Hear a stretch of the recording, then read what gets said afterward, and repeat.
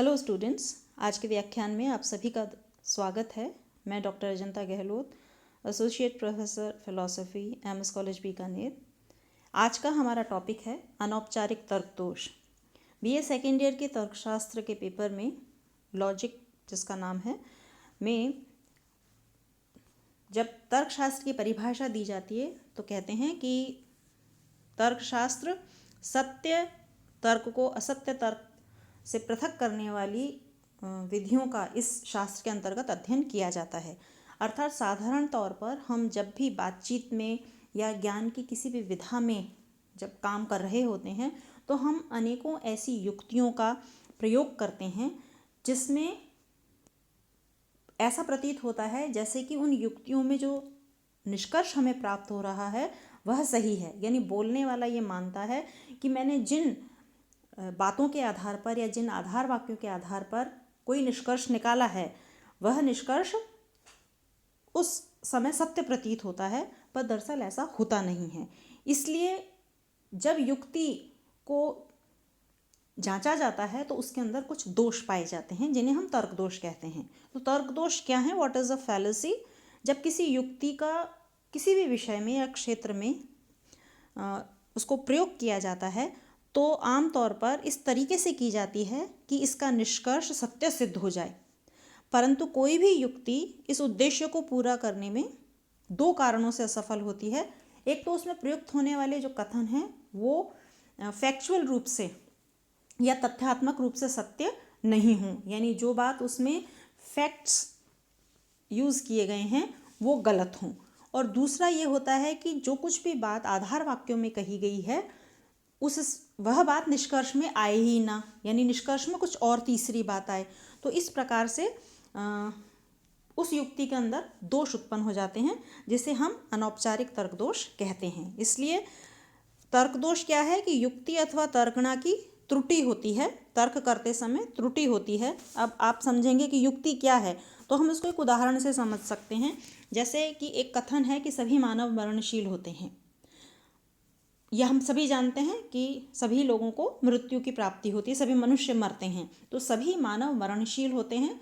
दूसरा वाक्य है सुकरात एक मानव है। XYZ किसी का भी नाम रख सकते हैं हम सुकरात के स्थान पे। तो सुकरात एक मानव है। इससे क्या निष्कर्ष निकलना चाहिए कि सुकरात मरणशील है। ये युक्ति वैध है, यानी सही है। इसमें जो बात दोनों आधार वाक्यों में कही गई थी वही निष्कर्ष में भी निकल रही है। परंतु हमेशा ऐसा नहीं होता है। हमारी बोलचाल की भाषा में या हमारे ज्ञान के क्षेत्र में जब हम इस तरह की युक्तियों का प्रयोग करते हैं तो उसमें कुछ दोष उत्पन्न हो जाते हैं, और वो दोष बहुत सारे कारणों से उत्पन्न हो जाते हैं। इन तर्क दोषों को हम दो प्रकार से विभक्त करते हैं, एक आकारगत तर्क दोष या फॉर्मल फैलेसीज, और दूसरा वस्तुगत तर्क दोष या इनफॉर्मल फैलेसीज। हमारे कोर्स में इनफॉर्मल फैलेसीज हैं तो हम उस पर अपना ध्यान देंगे। इनफॉर्मल फैलेसीज या वस्तुगत दोष वे होते हैं जिसमें विषय वस्तु के प्रति अपनी असावधानी से या तो फिर युक्ति की संरचना में जो प्रयुक्त होने वाले शब्द हैं, यानी युक्ति में जो भाषा इस्तेमाल की जा रही है उसमें जो शब्द प्रयोग में लाए जा रहे हैं उन शब्दों में अनेक अर्थ हैं।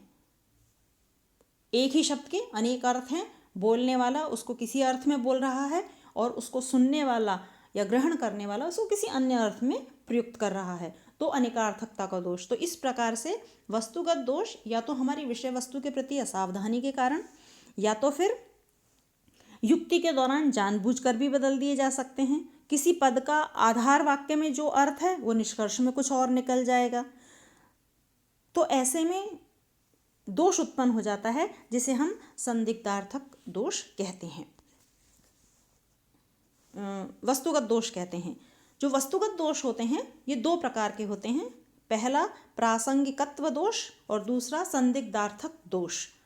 प्रासंगिकत्व दोष जिसे फैलेसी ऑफ रेलेवेंस कहते हैं, और संदिग्धार्थक दोष जिसे हम फैलेसी ऑफ एम्बिग्विटी कहते हैं। प्रासंगिकत्व दोष में वे युक्तियाँ जिनमें सभी समान परिस्थितियाँ हों और आधार वाक्य अपने निष्कर्षों के लिए तार्किक रूप से अप्रासंगिक हो, यानी जो बात आधार वाक्यों में कही गई हो वो निष्कर्ष में निकल ही नहीं रही हो।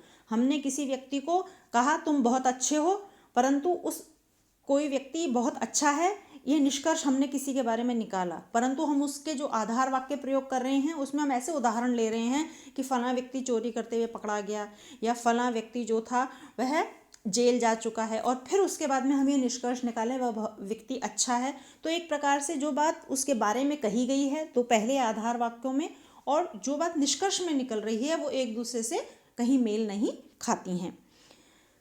दूसरा है संदिग्धार्थक दोष, जिसमें कि युक्तियों में जो कोई भी युक्ति होती है वह एक प्रकार के वाक्य होते हैं, एक वाक्य, दो वाक्य, तीन वाक्य, जिसमें दो वाक्य आधार वाक्य होते हैं और उनसे एक निष्कर्ष निकलता है। इनमें हम वाक्य किससे बनता है? वाक्य शब्दों के सार्थक मेल को हम एक वाक्य कहते हैं। तो जो शब्द उस वाक्य के अंतर्गत प्रयुक्त किए जा रहे हैं उन शब्दों में अर्थ जो है वह संदिग्ध हो, जो कि युक्तियों में बदल जाएं या आधार वाक्य से निष्कर्ष में आते समय उनके अर्थ परिवर्तित हो जाएं। अब हम सर्वप्रथम संदिग्धार्थक दोष पढ़ते हैं। संदिग्धार्थक दोष, जैसा हमने देखा कि संरचना में संदिग्ध यानी जिन शब्दों के अर्थ के बारे में बिल्कुल निश्चित ना हो, जिस शब्द का अर्थ परिवर्तित हो सकता हो, या जैसे मैंने आपको पूर्व में बताया कि बोलने वाला या लिखने वाला किसी अन्य अर्थ में उसका इस्तेमाल कर रहा है, जबकि उसको ग्रहण करने वाला किसी अन्य अर्थ में। इसमें पहला दोष है अनेकार्थकता का दोष, इक्विवोकेशन फैलेसी। जैसा कि इसके नाम से ही पता चल रहा है कि एक शब्द के अनेक अर्थ होते हैं। जैसे कि सैंधव शब्द है, सैंधव शब्द का अर्थ दो होते हैं, और भी होते हैं, पर यहाँ हम इसको दो अर्थ में ग्रहण करते हैं। सैंधव का अर्थ है नमक और सैंधव का अर्थ है घोड़ा।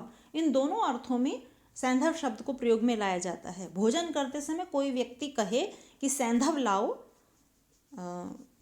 खाने में नमक कम है, तो सैंधव, क्योंकि संस्कृत का शब्द है तो इस्तेमाल किया जाता है कि सैंधव जो है चाहिए, और कोई व्यक्ति वहाँ पर घोड़ा लाके खड़ा कर दे तो यह अनेकार्थकता की फैलेसी हो जाएगी। अर्थात एक से अधिक अर्थ होने पर जब इनको अलग अलग संदर्भों में देखते हैं तब तो इनके शब्दों के अर्थ में कोई प्रॉब्लम नहीं होती है, परंतु जब एक ही शब्द के दो अर्थ एक संदर्भ में लिए जाने लगें तो वैसी ही फैलेसी होती है कि भोजन करते समय नमक के स्थान पर घोड़ा लाके खड़ा कर दिया जाए। दूसरा द्वयार्थकता दोष या भ्रामक रचना, एमबी बोली, द्विअर्थ जिसके दो अर्थ हों या भ्रामक रचना हो। वाक्य एक है, जैसे व्याकरण संबंधी रचना के कारण जो आधार वाक्य संदिग्ध होते हैं, वाक्य एक व्याख्या के अनुसार सत्य हो सकती है परंतु दूसरी व्याख्या के कारण असत्य हो सकती है। जैसे द्विज शब्द का अर्थ है, वो जैसे पूर्व में हमने पढ़ा था कि द्विज शब्द का अर्थ है पक्षी और ब्राह्मण भी।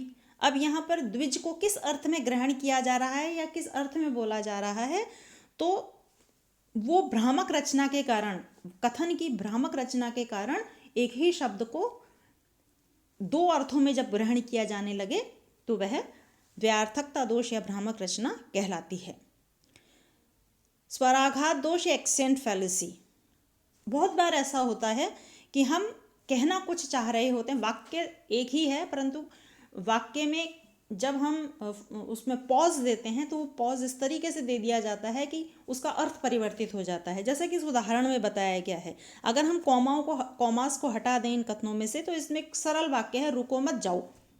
अब इसको दो अर्थों में प्रयोग किया जा सकता है। कोई व्यक्ति बोले रुको मत जाओ, इसका अर्थ क्या है कि रुक जाओ, जाओ मत। दूसरा कोई कह सकता है रुको मत जाओ, दूसरे ने कहा, जब उसको बोला तो बोलते समय उसका अर्थ नहीं था परंतु उसने वाक्य में जहाँ पॉज देना चाहिए था वह ठीक प्रकार से नहीं देने से शब्दों के अर्थ या वाक्यों के अर्थ बदल गए। एक में वो कह रहा है रुक जाओ, जाओ मत, और दूसरे में कह रहा है रुको मत, चले जाओ। तो बोलते समय वाक्य के विभिन्न पदों पर अलग अलग जोर देने से कई बार वाक्य के अर्थ बदल जाते हैं। फिर नेक्स्ट है संहति दोष या फैलेसी ऑफ कॉम्पोजिशन। इस अवैध युक्ति के दो प्रकार होते हैं, जिसमें एक में तो हम संपूर्ण अंगों के लक्षण से जो व्यष्टि है या एक है उसके अर्थ को ग्रहण करते हैं। जैसे कि चूंकि मशीन, हम कहते हैं मशीन भारी होती है, तो यह तो हो गया संपूर्ण अंग यानी मशीन का पूरा हिस्सा। अब क्योंकि मशीन भारी होती है तो मशीन का एक पुर्जा अगर अलग से रखा हुआ है तो व्यक्ति कहेगा भाई ये तो बहुत भारी है। क्यों? क्योंकि मशीन भारी है और ये पुर्जा मशीन का ही है, तो अगर मशीन भारी है तो पुर्जा भी भारी है। इस तरह का कि जब युक्ति प्रयोग में लाई जाती है तो वो सदोष युक्ति कहलाती है।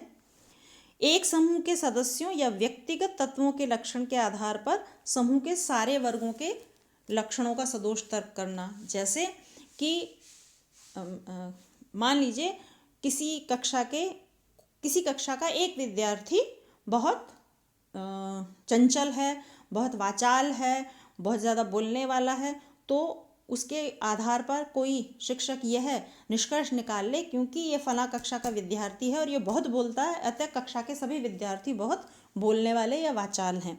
तो ये भी एक प्रकार का दोष है कि एक के आधार पर संपूर्ण का आपने उसमें अनुमान लगा लिया, वह गलत है, हम सभी जानते हैं।